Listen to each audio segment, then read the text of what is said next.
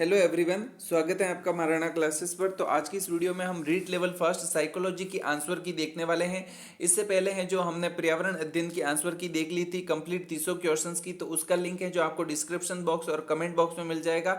और इसमें मैंने जो आपकी क्वेश्चन आए हैं वही सम्मिलित किए हैं, क्योंकि मैं खुद भी एग्जाम देके आया और आप भी एग्जाम देके आए, तो आपको पता है कौन कौन से क्वेश्चन आए हैं।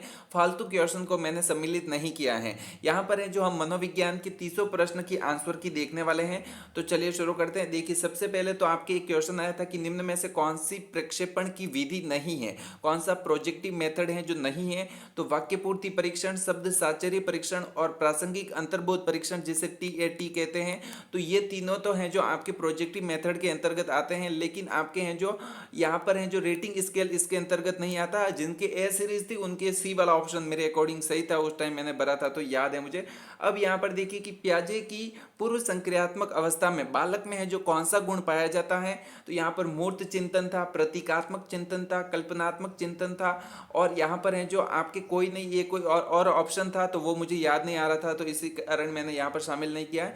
यहाँ पर है जो आपके मूर्त चिंतन सही नहीं होगा। यहाँ पर है जो आपके दो वाला प्रतीकात्मक चिंतन, जिसे सिंबॉलिक थिंकिंग कहते हैं चिंतन, तो वो वाला सही था। मेरे भी ये गलत हुआ, मैंने भी मूर्त चिंतन कर दिया था।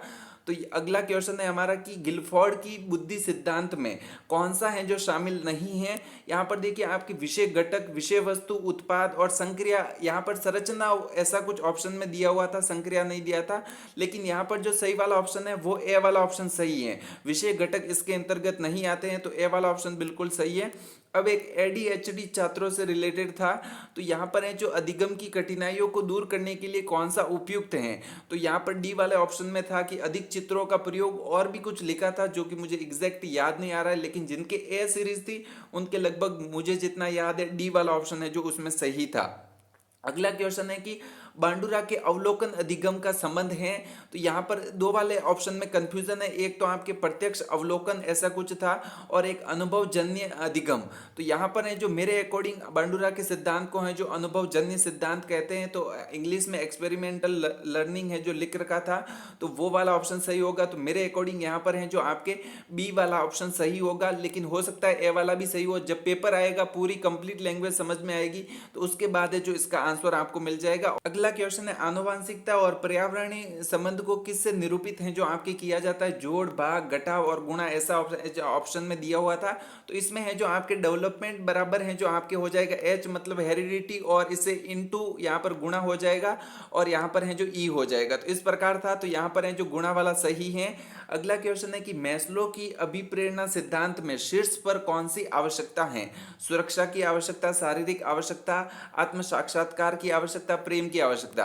तो अब बहुत सारे लोग कंफ्यूज है कि आत्मसिद्धि की आवश्यकता ऑप्शन में नहीं थी, तो उसमें अगर आप इंग्लिश में देखा होता तो उसमें था सेल्फ एक्चुअलाइजेशन था ऑप्शन में। तो यहाँ पर सी वाला ऑप्शन सही है। आत्म साक्षात्कार है जो सबसे टॉप पर है जो होती हैं।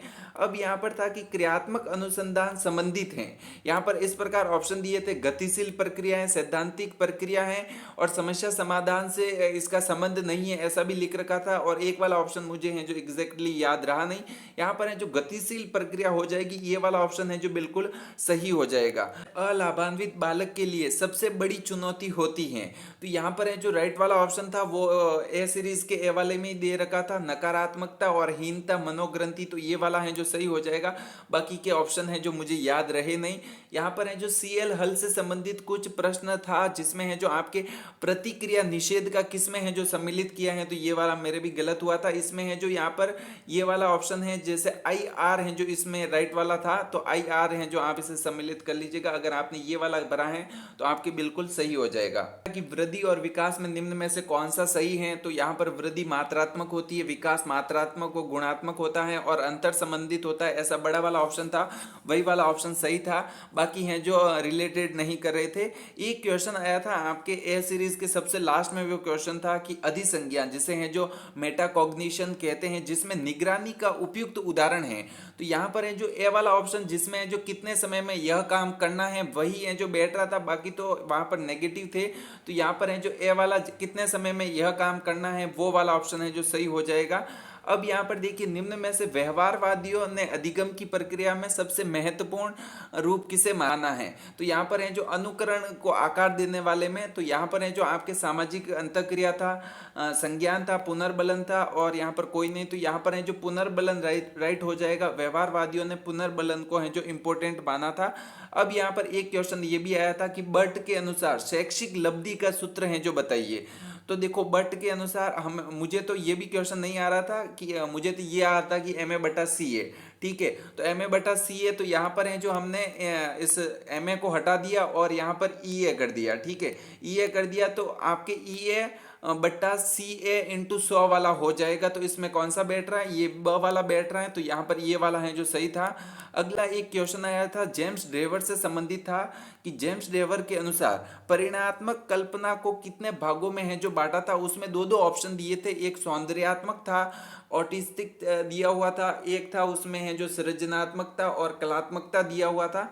तो वो ऑप्शन मुझे याद नहीं रहा, इसी कारण है जो इसका, अगर आपको ऑप्शन याद है तो कमेंट कर दीजिएगा, बाद में डिस्कस करके है जो आंसर बता दिया जाएगा। है जो आपके आया था कि व्यक्तित्व में शामिल नहीं है मनोशारीरिक, गत्यात्मक, अपूर्व समायोजन और स्थिर गठन है जो दे रखा था। तो व्यक्तित्व में है जो आपके स्थिर गठन शामिल नहीं है, ये वाला है जो सही हो जाएगा। एक बी एफ स्किनर से रिलेटेड था कि बी एफ स्किनर ने अधिगम को व्याख्या करने के लिए मानवीय व्यवहार तथा उद्दीपकों के बीच किस पर है जो बल दिया था। तो ऐसा क्वेश्चन था, उसके ऑप्शन याद नहीं थे, मुझे ये याद है कि जिनके ए सीरीज है उनका बी वाला है जो लगभग सही होगा। इसके ऑप्शन अगर आपको याद है तो आप कमेंट कर दीजिएगा, आपको है जो आंसर बता दिया जाएगा। अब यहाँ पर एक ये आया था, ये वाला क्वेश्चन भी बड़ा कंफ्यूजन वाला था कि उपचारात्मक शिक्षण में सबसे ज्यादा प्रभावी क्या है। उसमें देखो टीवी भी ऑप्शन में दिया था, कंप्यूटर, फोनोग्राम और चित्र विस्तारक यंत्र। तो यहाँ पर देखो उपचारात्मक शिक्षण में सबसे ज्यादा प्रभावी मेरे अकॉर्डिंग है जो कंप्यूटर है, क्योंकि इसमें है जो आपके दृश्य इंद्रिया और आपके श्रव्य इंद्रिया दोनों का प्रयोग हो रहा है। हालांकि टीवी में भी हो रहा है, लेकिन कंप्यूटर में बहुत सारे फीचर्स होते हैं जितने हैं जो टेलीविजन में नहीं होते। तो इस कारण है जो यहाँ पर मेरे अकॉर्डिंग बी वाला ऑप्शन है जो बिल्कुल सही हो जाएगा कि करके सीखने के सिद्धांत पर कौन सी विधि है जो आधारित है। इसमें और भी ऑप्शन थे, वो तो इससे रिलेटेड नहीं थे, लेकिन यहाँ पर है जो ह्यूरिस्टिक विधि और आपके प्रयोगशाला विधि, ये दोनों ही करके सीखने के सिद्धांत पर आधारित हैं। लेकिन सबसे उपयुक्त आंसर अगर हम माने तो यहाँ पर है जो आपके ये प्रयोगशाला विधि है जो इसका सही हो जाएगा। वैसे ह्यूरिस्टिक विधि क्योंकि बच्चा खोज करके सीखता है तो वो भी करके सीखने के सिद्धांत पर आधारित है, लेकिन सबसे उपयुक्त है जो सर्वाधिक है वो प्रयोगशाला विधि हो जाएगी। अगला क्वेश्चन है कि मूल्यांकन में त्रिपदी का संबंध है जो किससे है। तो मूल्यांकन में है जो उद्देश्यों को 3 भागों में है जो आपके ब्लूम ने बांटा था। तो यहाँ पर है जो ये वाला ब्लूम वाला है जो सही हो जाएगा। क्वेश्चन है जो आपके आया था कि बालक समस्या समाधान के लिए निजी संभाषण करता है, ये किसके अनुसार। तो यहाँ पर है जो आपके वाइगोत्स्की हो जाएगा, जिसे है जो इन्होंने कहा था इनर स्पीच है जो कहा था कि बालक समस्या समाधान के लिए निजी संभाषण करता है, इनर स्पीच, ये वाइगोत्स्की ने कहा था। अगला क्वेश्चन है कि कौन सा समायोजन तंत्र हताशों को बाहरी स्रोतों पर है जो थोपता है। तो यहाँ पर है जो अगर आपने इंग्लिश में इसको देखा होता तो आपके हैं जो सही हो सकता था, यहाँ पर बहिर्दंडात्मक है जो ये वाला था, बाकी तो ये रिलेटेड नहीं थे, ये दोनों तो थे नहीं, इन दोनों में ही है जो आपको कंफ्यूजन हो सकता है। तो यहाँ पर है जो बाहरी कारणों पर डोल रहा है, तो यहाँ पर बहिर्दंडात्मक है जो राइट हो जाएगा। अगला क्वेश्चन था कि सतत व्यापक मूल्यांकन में व्यापक पक्ष में शामिल हैं। तो व्यापक पक्ष में आपके शैक्षिक, सहशैक्षिक और समग्र विकास, जिसमें संज्ञानात्मक, शारीरिक और भी बहुत कुछ दिया था, तो वहां पर है जो वो था। अब एक आरटी एक्ट शिक्षक के कर्तव्य से रिलेटेड एक आपकी क्वेश्चन था, जिसमें है जो बाकी 3 तो नेगेटिव थे, एक बड़ा वाला था जिसमें शिक्षक के कर्तव्य लिखे थे। ए वाले के ऑप्शन में, ए वाली सीरीज में, ए वाले ऑप्शन में शायद वो था, मुझे जितना याद है। तो यहाँ पर वो सबसे बड़ा वाला उत्तर है पॉजिटिव था, और वो है जो आपके सही हो जाएगा।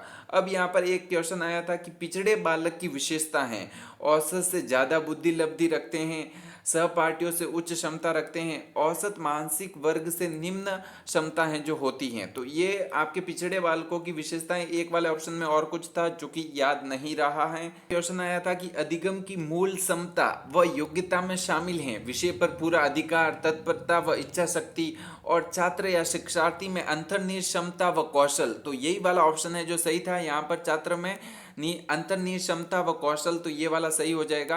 अगला क्वेश्चन है कि किसी दूसरे के व्यवहार को स्वयं द्वारा अपनाने या समायोजन को किस में है जो शामिल किया जाता है।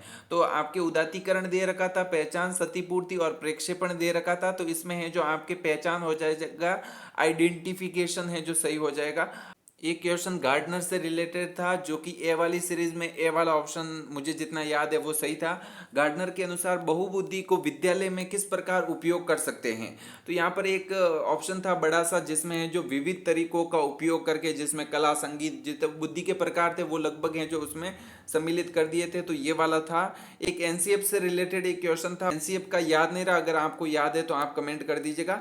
एक क्वेश्चन ये था कि विकास का मस्तकाधोमुखी क्रम सिफेलोकोडल थ्योरी है जो किस ओर से संबंधित है। तो विकास केंद्र से परिधि की ओर, विकास पैर से सिर की ओर, विकास सिर से पैर की ओर, और एक वाला कोई और ऑप्शन था जो कि याद नहीं रहा।